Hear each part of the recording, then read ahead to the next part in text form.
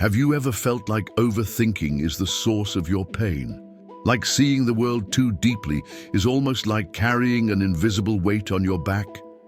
If so, you're not alone, and you're not crazy. There's a specific kind of suffering that comes from being too aware, and few people have the courage to talk about it. Schopenhauer was one of the first to speak this truth, that being intelligent, sensitive, and conscious can feel like a curse disguised as a virtue. But why does society reject minds like these? Why does the world push away the very people who see what's truly wrong? This video is a philosophical dive into a kind of pain that almost no one notices, yet you might feel it every single day.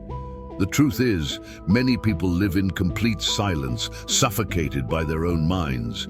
What was meant to be a gift turns into isolation, anxiety, exhaustion. The good news: this pain doesn't have to be the end. It can be the beginning. If you feel different, tired of pretending to be shallow, or lost in thoughts too deep to explain, stay with me until the end. You'll understand why this happens, what Schopenhauer has to do with it, and how to turn that hidden pain into a quiet strength. This video is about you, about what no one sees, but screams from within.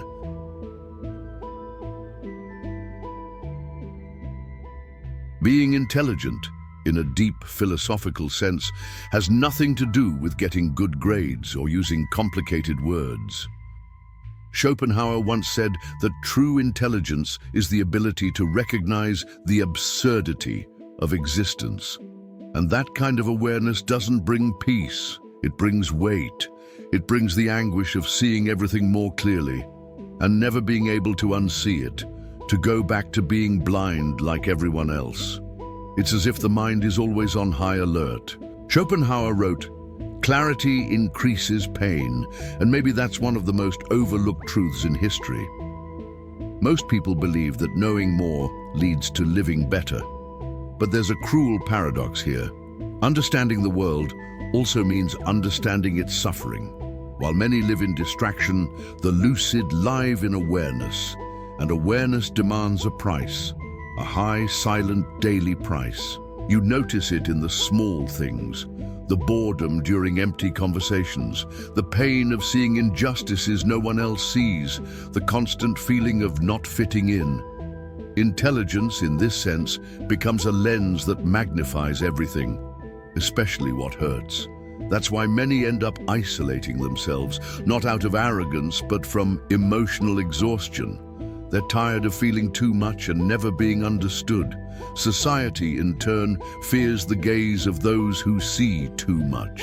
Because these people expose what others try to hide, we prefer the comfort of a shared illusion over the pain of individual truth. Schopenhauer knew this. That's why he wrote about the value of solitude for the intelligent, not as an escape, but as a refuge. A protection from the mediocrity that often crushes those who dare to think. But there's something few people realize. The suffering of the lucid is invisible. It doesn't bleed, it doesn't scream, it doesn't show up on medical tests.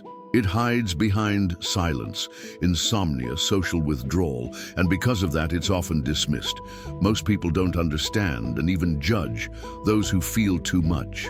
They say things like, "You're too dramatic," or "You overthink everything." But it's not drama, it's just too much awareness in a world that doesn't want to think. Maybe the biggest challenge for those who think too much is finding meaning in their thoughts. Because if everything hurts, if everything is tiring, then what's the point of feeling so much at all? That's the question many ask themselves, but are too afraid to answer.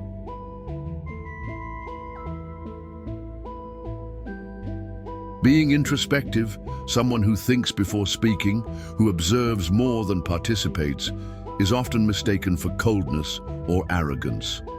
But the truth goes much deeper. Many intelligent people simply can't connect with the superficiality the world offers. They're not antisocial, they're just exhausted by interactions that lack meaning. Schopenhauer wrote that the more intelligent a person is, the more they tend towards solitude. Not because they dislike people, but because they rarely find someone they can truly talk to. While many speak just to fill the silence, the lucid remain quiet to avoid getting lost in noise. But this kind of behavior is often misunderstood. He thinks he's better than everyone. She isolates herself because she's arrogant. But is that really the case? The truth is, judgment often comes from ignorance. People feel threatened by what they don't understand. And when someone refuses to follow the flow of triviality, they become unsettling. Unsettling because even in silence, they reveal that something about the world feels off. The presence of the sensitive highlights the lack of depth in others, and that's unbearable for many. This kind of rejection isn't new. Philosophers, artists, and thinkers have been ridiculed throughout history before being recognized. Sensitive intelligence is unsettling because it sees what others don't want to see. It notices the pain behind the smiles, the fears behind the certainties, the lies within convenient truths, and the world would rather not face that. It's easier to point fingers. Schopenhauer once said it's better to be alone than in bad company. And that may be truer now than ever. Society rewards noise and quantity, but true value lies in depth and quality. Intelligent people don't fit in easily because they weren't made to conform.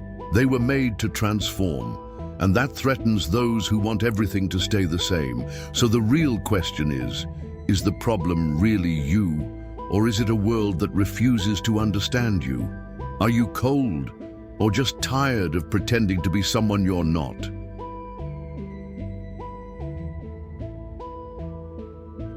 Knowing too much may seem like a privilege, but more often it feels like a sentence. Schopenhauer believed that intelligence awakens a kind of pain the ignorant will never know. What we call clarity can, in practice, become a slow form of mental torture. You start noticing destructive patterns in relationships, hypocrisy in institutions, and the fragility of everything that once seemed solid. And suddenly, the world begins to lose its magic. This is where the paradox appears. The more you understand, the less you fit in, realizing that perfect happiness doesn't exist, that life is marked by impermanence, and that desire never ends, as Schopenhauer himself pointed out, can be devastating. Ignorance offers comfort. Awareness doesn't. It demands. It takes away your right to be blissfully unaware. And being awake in a sleeping world is profoundly lonely. This kind of pain doesn't show. You go to work, you smile, you post on social media, but inside, it feels like you're carrying the weight of the universe on your shoulders. Every tragedy in the world, every injustice, every cruel detail of reality, it all hits you harder than it should. Because you see, because you feel, because you understand. And once you understand, you can't unsee it. Most people move through life ignoring the depth of human suffering. But those who are too aware feel like they're drowning in an ocean that others don't even know exists.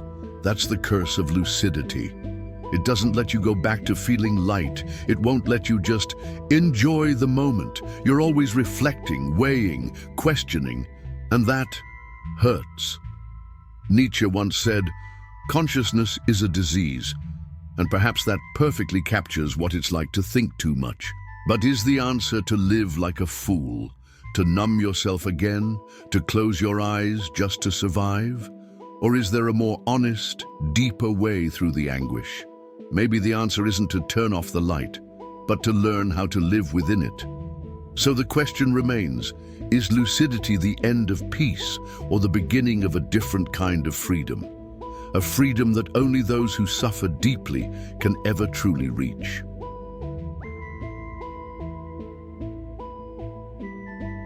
When someone realizes they're different, the first instinct is usually to hide it, to mask their depth with smiles, to fake lightness where there's a storm inside. And so, many intelligent minds make a silent but devastating mistake. They try to fit into a mold that was never meant for them. The pain doesn't just come from being different. It comes from abandoning yourself in order to appear normal.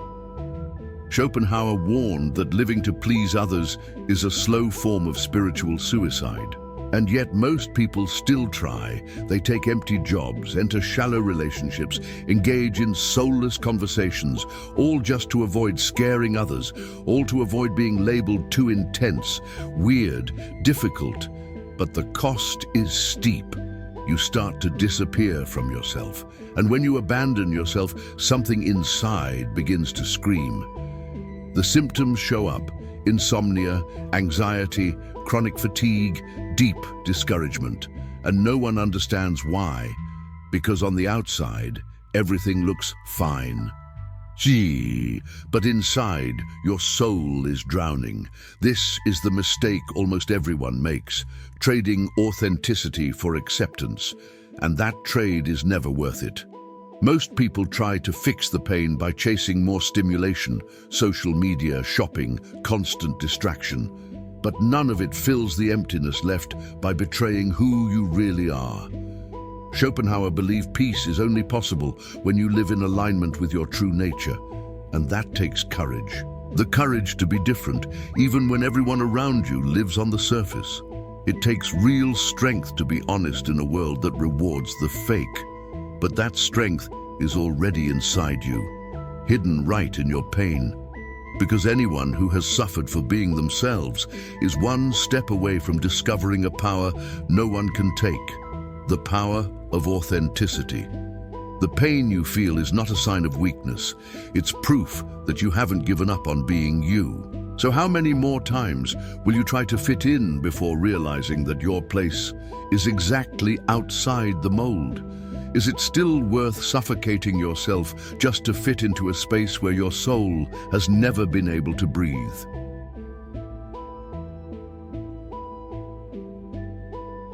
The pain you feel isn't random. It's a signal, a sign that you're alive, aware, and noticing things others ignore. And as much as it might feel like a punishment, there's hidden potential in it. Schopenhauer believed that suffering is the engine of consciousness. It's what pushes us out of illusion and forces us to search for something deeper. But what are you supposed to do with that pain? The answer lies in sublimation, a concept explored by philosophers and psychoanalysts. To sublimate is to transform what breaks you into something that builds you. It's about taking your anguish and turning it into art, reflection, creation, meaning. Nietzsche spoke of this when he said, "What doesn't kill you makes you stronger." But it's not enough to simply survive. You have to use the pain. People who feel deeply have a hidden power. They can see layers of the world no one else notices. That alone is a gift. But if that awareness isn't channeled, it becomes a burden. When you express your pain by writing, creating, helping others, it starts to change form. What was once a monster becomes a bridge. What once felt like poison turns into healing. How many songs were born from loneliness? How many masterpieces came out of sleepless nights filled with despair? Human history is full of hurting minds that refuse to stay silent. And you can do the same. You don't have to be an artist. You just have to be honest. Take what hurts you and give it back to the world as something it needs to hear. That's silent resistance. Pain can break you, but it can also wake you up. Because pain reveals what's essential. It shows you what matters. And when you stop fighting what you feel and start understanding what you feel, something shifts. Your pain becomes a compass. It starts to guide you, to strengthen you, to connect you with what's most human within you. And what if the pain you're feeling is actually the birth of a new version of yourself, a version that's more authentic, more powerful, more alive?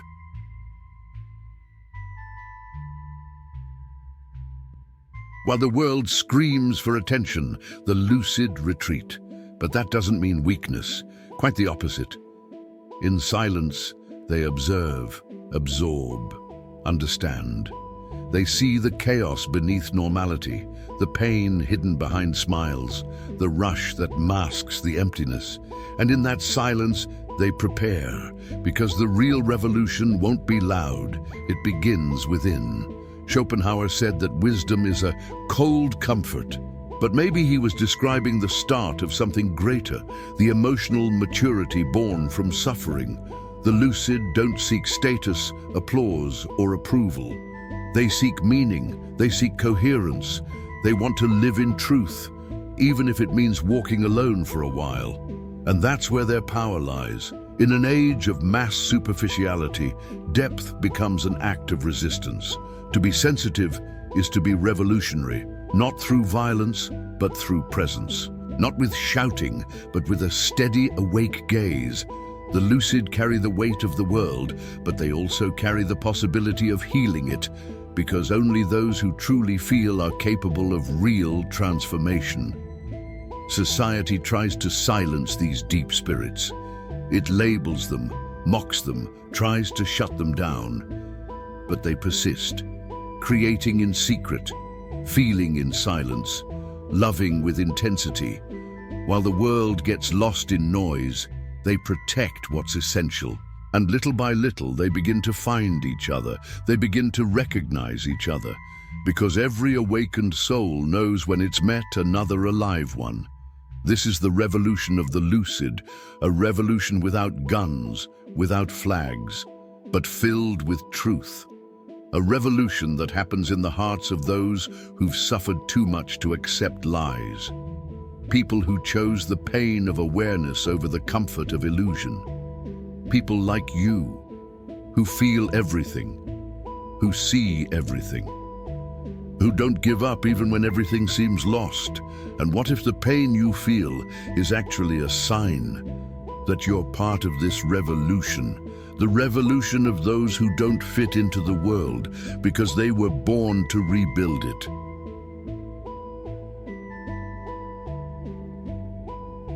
The truth is harsh. The world rejects the most lucid minds because they expose everything it tries to hide. Sensitive, intelligent, and deep people are not the problem. They are the mirror reflecting what society doesn't want to face, the pain, the emptiness, the hunger for meaning. But those who carry this clarity within them also carry the key to transforming reality. Schopenhauer taught us that suffering can be a form of wisdom. And today, you've discovered that your pain has a name, a story, and a purpose. It's the sign that you haven't conformed to the collective illusion, that you're still alive on the inside. And that is rare. It's precious. It's revolutionary. Don't fight to be understood by those who don't want to understand. Protect your truth, even in silence. And remember, the fact that you feel everything so deeply doesn't make you weak. It proves you're human. You're not broken. You're awake. And there are others like you, many, scattered, quiet, but alive. So now tell me, do you feel like you think too much and it isolates you? Share in the comments. Let's bring together these rare minds who, even when hurting, still believe it's possible to live with meaning.